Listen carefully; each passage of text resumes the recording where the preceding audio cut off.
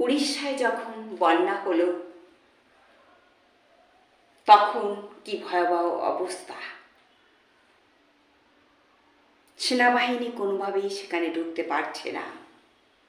তবে যেভাবে ওভারফ্লো করেছে, যে জায়গা দিয়ে ভিতরে নোনা জলটা ঢুকে মানুষের ক্ষতি করেছিল,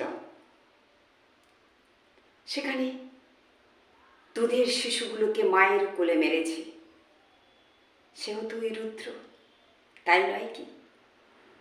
যাই হোক, সেই জায়গাটা ওরা তো কভার করে বেঁচে আছে।